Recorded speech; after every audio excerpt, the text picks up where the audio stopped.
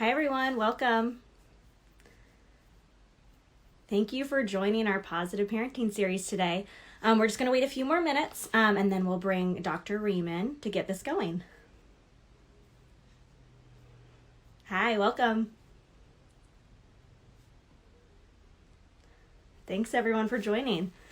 It's going to be a good topic today about parenting stress, one of, as a mom, my favorite topic. All right. Looks like we have quite a few people in, so I am going to bring on Dr. Ream. Hi, everyone. Thanks for joining. We'll get started in just a minute. Hi, Dr. Ream. Hello. Can you hear me okay? Yes, I can. Perfect. Thank you for Perfect. joining. Thank you so much for having me. Yeah, of course. Another good topic today. We have a couple hundred people joined so far, so I think we can kick it off and get going on our positive parenting Lingokids season 2. So welcome everyone to our first episode of season 2. Very exciting. So in this whole series, if people aren't familiar with it, if this is your first time watching, our goal here is really to empower families and give parents and caregivers the tips and advice they need to know to navigate parenting in this crazy world right now. Yes. And if you guys tuned in last time, I'm so excited to welcome back Dr. Ream. Thank you. We heard rave reviews last time of the content and everything she talked about, so we had to have her back to kick off season 2. So I'll give a quick background on Dr. Ream and then I'll let her officially introduce herself. She's a licensed clinical psychologist who has a huge focus on moms. So if you're not following her on Instagram, Psyched Mommy, you should do so now. Every time she posts content, I'm like, yep, that's me. This is so relatable. Like her content is just, I think everyone here will love it and really connect with the things that she's talking about because she focuses on mom as a person, because I feel like a lot of times we get lost in this whole parenting journey. So I'm so excited to welcome her back to talk about our topic today, which is about parenting stress and information overload. So Dr. Ream, thank you for joining us for season 2. Thank you so much for having me. We had I feel like the conversation we had last time was so easy. So Yes. I am so excited to dive into such a topic that I know impacts so many parents right now. And like you said, I'm a psychologist. I focus primarily on motherhood and mom as a person and not just the role of mom and what that entails. So I'm excited to be here and chatting with you today. And I can't wait to get to the questions that everyone has submitted because I'm sure there are so many. Yes, so everyone feel free to submit questions.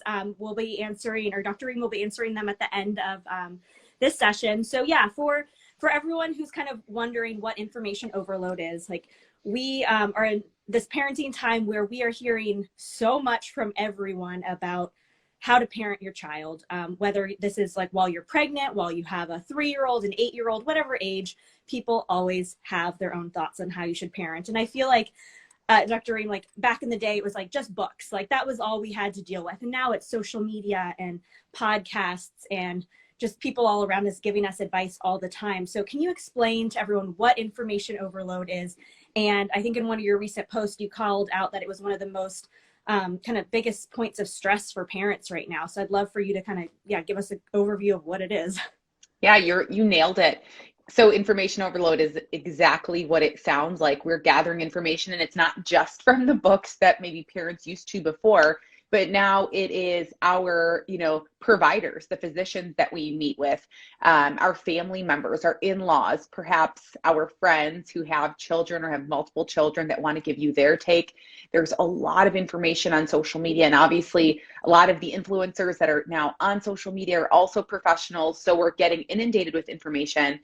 And it's really hard because sometimes the information that we're receiving from all of these people and all of these resources, they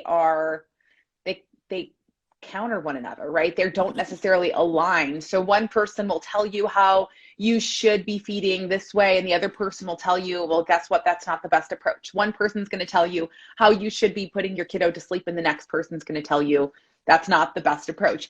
And we feel overloaded with all this information, and it almost leads to this decision-making paralysis where we just don't know what to do because we have so much information that we don't know where to move from there. So it's a immobilizing feeling of, I've got way too much information. I don't know how to digest it. It's not digestible. So I don't know what to do. And now I feel guilty about it.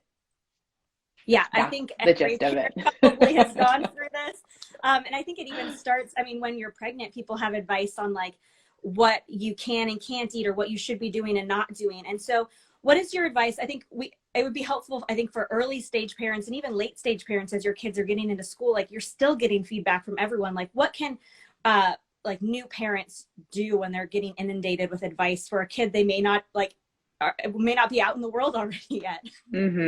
This is such great, because the first thing I would say is the awareness that it's going to happen.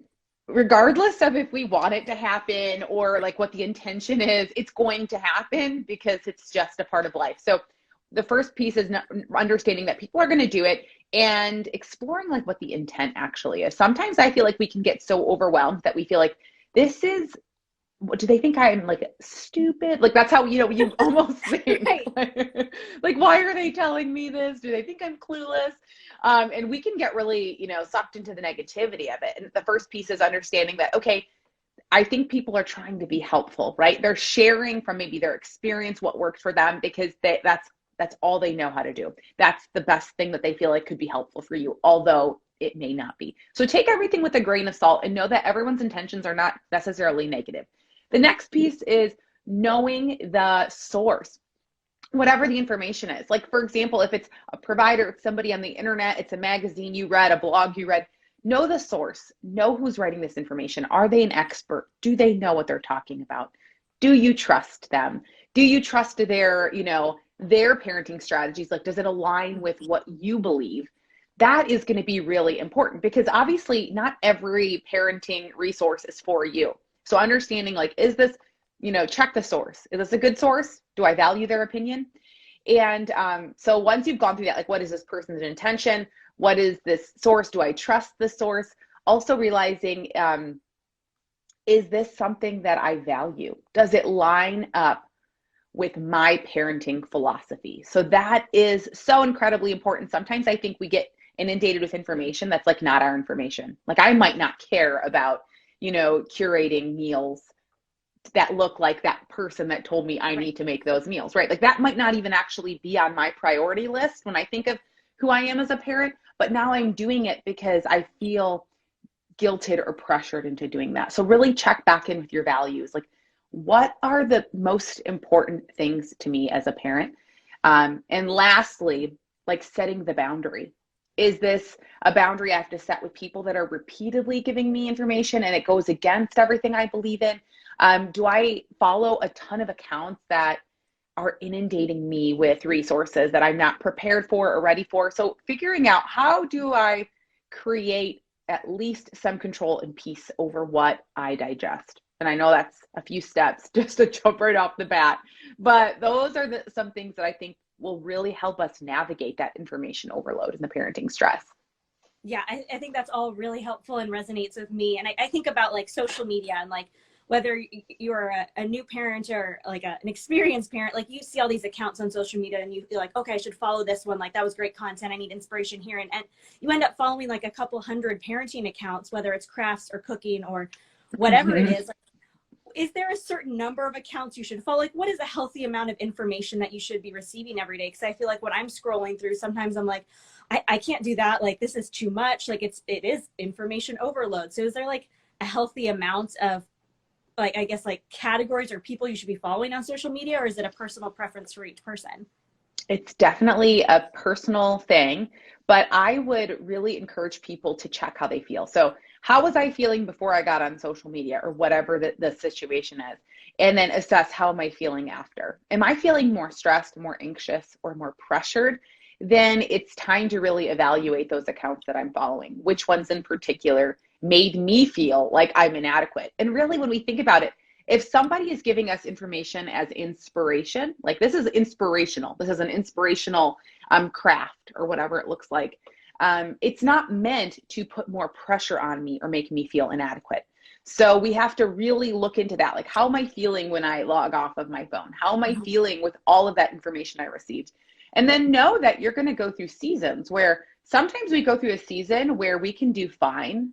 Like, wow, that was really inspiring. Maybe I'll try that on Thursday. And then we'll go through another season where we just don't have the bandwidth. And that's when we need to really do some, decluttering of what we're digesting or muting of the information that we're receiving because we're just not there mentally. And that is a big piece of knowing yourself and knowing what works for me today might not work for me next week and being aware of that. Yeah, I think that's a really good point because when we have a lot going on, it's like, I don't need this extra stuff telling me what to do with my kids. Like, I can barely handle laundry this week. So I think that is a very, very good point as I think about the laundry in the other room. Yeah. And I think we've gotten a lot of questions before this and actually during this feed about in-laws and family members having a lot of opinions, whether it's kind of an old school parenting approach or just a very strong, they want to help obviously, but it can be really hard. And I feel like we're in this time where maybe we haven't seen our in-laws or family members in a long time because of the quarantine and pandemic. And now we're going back to family gatherings and people may have a lot of advice for us in terms of how to parent and another information overload. Like, how can we carefully deal with these situations and have a meaningful, productive conversation with them and not get into too much confrontation or something like that? It's one of those things that's going to happen, and some more than others. For me, this is my mom more than it is my mother-in-law. I think I said this last time, like, Mom, if you're watching, love you. But she's got a lot of opinions, the lady, She's normal. And the thing is, if we check the intention, if you were to ask her, and this is for a lot of cases, she thinks she's being extremely helpful. Like, why would I watch you go through this if I can just tell you the best way through it, right? It's like, I've done it. I've already done it. And what parents don't realize is, like, if you did this with one child or two children, it doesn't mean it's going to work with all children. And it doesn't mean that things haven't evolved, but we want to help people. And our instinct is to rescue people especially people we love, when they're feeling uncomfortable. So for parents, for grandparents, and for relatives, when they see that you're in this season of struggle and, it's very overwhelming, they are really thinking that this tad bit of advice is going to be so incredibly helpful because it worked for them. Right. And they almost forget they've been far removed from this season, right? So I like to take that perspective of, okay, this person does not mean to harm me. They're obviously not trying to, frustrate me or perhaps judge me. Some people might be, right? There's some people that might be judgmental. So I can't speak for everybody, but it's like, take it with a grain of salt. Like, let me think about this perspective. The other piece is always like recognizing, like, how often am I spending time with this person? And is having this one conversation, a couple times a year where I already know they're going to bring up X, Y, or Z.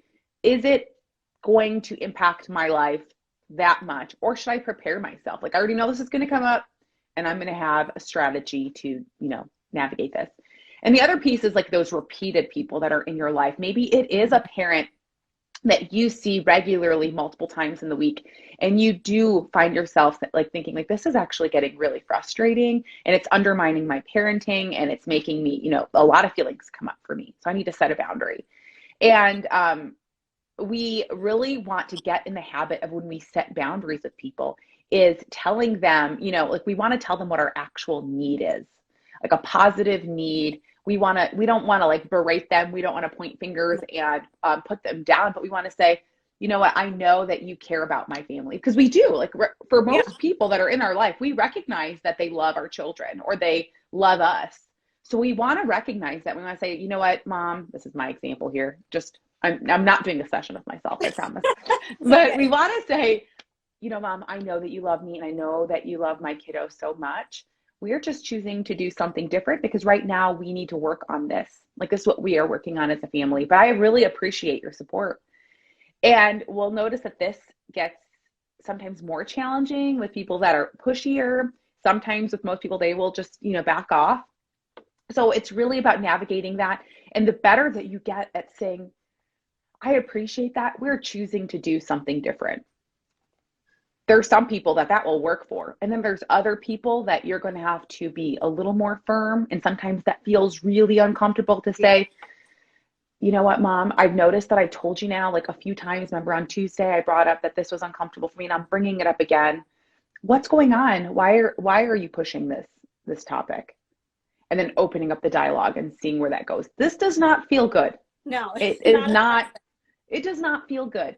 But we have to choose which pain or which uncomfortable situation that we are willing to deal with. And that is, do I choose the uncomfortability of somebody repeatedly overstepping my boundaries, or do I choose the uncomfortability of asserting and holding my boundary? One of them has, longer lasting change that can be helpful and productive.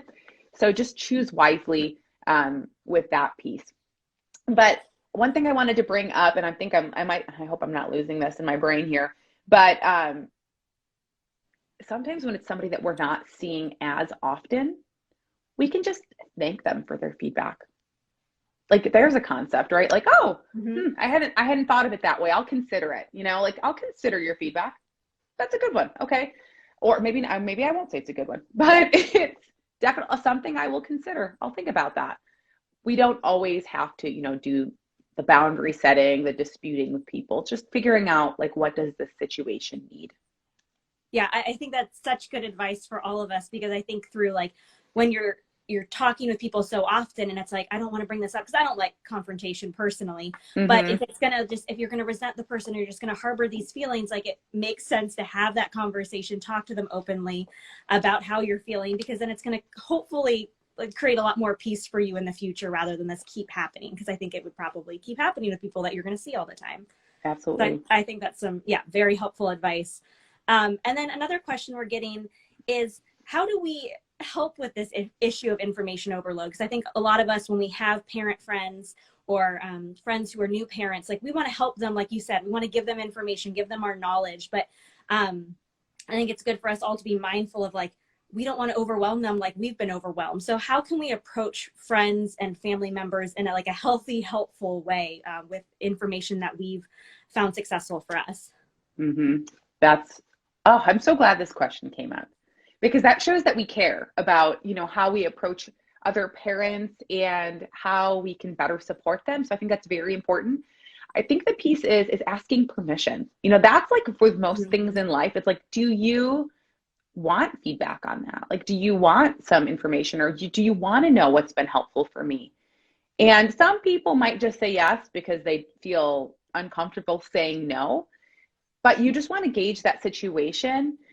And I think the best way we can support people is showing up and asking them how they are doing as a parent. Often we are so fixated on that parenting role that we forget there is a person that we are connecting with, that we are there with. We have to understand how they are doing. I always like to ask open-ended questions for new parents. Like what was something that really threw you off guard? Like what threw you off the rails? Like you didn't expect this at all as a new parent. What has come up for you? And you'll see those, wheels spinning like, oh gosh, okay. Here I can share this here. Or, what has been the most challenging piece, and how could you be better supported in this journey? What do you feel like you are missing right now? What parts of that are you missing? And when we ask these questions, more open-ended questions for the parent, they feel more human again. They're not just getting, inundated with parenting tools. They're like, someone's realizing me as a human being, and that is impactful. That is so important. Yeah, I think that's a really good point to bring up, because we often ask, how are the kids doing, or like focusing on them as a mom, but it's so helpful when someone asks about how you're doing as a person, because that's what you are at the core of who you are.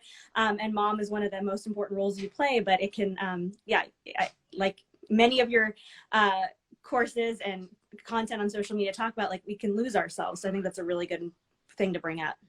For sure. I remember, the questions that people asked me that were really invalidating. And there were tons of people that were like supportive, but I just remember it was like, how is he sleeping? Are you breastfeeding? How many times are you up at night? And I'm like, I don't know. Like, I'm just surviving right now. I don't really want to talk about how my night went. It didn't go so good, so that was the one thing that kind of throws you off guard as a parent, because it just brings up all of these feelings. And if that's like a trigger for you, or if it's a vulnerability, you just feel inadequate when we're just talking constantly about that parenting role and not like, how are you? Hey, I recognize you just went through something traumatic, Right? Like birth, labor, all of these Traumatic. things are traumatic, right? In a big life transition that we need to recognize as like a time of transition that requires support, that requires a whole lot more resources and support than we give parents. Definitely. And I think we're almost up for time. So is there anything else you wanted to add about information overload or anything that we might have forgotten to cover off on? I just want this to go back. This is one of the most important things, and this is something that we talk about in one of our workshops, is that when it comes to the information that you receive as a parent, go back to the drawing board and write down, what do I value? Like, what kind of parent do I want to be? What are the things that are extremely important to me? Write them down, make them visible, write them down in like a priority list. Mm-hmm. And if this information or the things that I'm stressing about or what my neighbor down the street is doing that now I feel, guilted or pressured into doing doesn't match up with my priority list, then I just need to tell myself that's her priority. That's not mine. I think we get kind of caught up in like, we want to be these chameleons. Like, I feel like I can take everybody's goals and, their checklist. Focus on my own priorities. Why is this important to me? What are the things that are important to me? And check in with that every so often. If it changes, it changes. But make sure that what we do and the decisions that we're making are based in our own values and not somebody else's values. And I think that's a safe place to be. Yeah, I think that's a perfect way to end this. So thank you so much, Dr. Ream, and thank you Absolutely. everyone for joining us. We'll be saving this live feed if you want to view it later or share it with anyone on our Lingokids page. And yeah, thank you for the conversation, the questions, and yeah, we got some questions about Lingokids in general, so make sure to check out the app and our site to learn more about how to have a great learning experience and play learning with your kids. Dr. Ream, thank you so much. Make sure everyone follow her, Psyched Mommy. Can't rave about her content enough. Thank you. So we will see you guys next time for our positive parenting series. Thank you guys so much. Thank you. Have a good one. Thanks. Bye. Subscribe and join all our Lingo families around the world in raising amazing kids. Download the Lingokids app and start play learning with your family.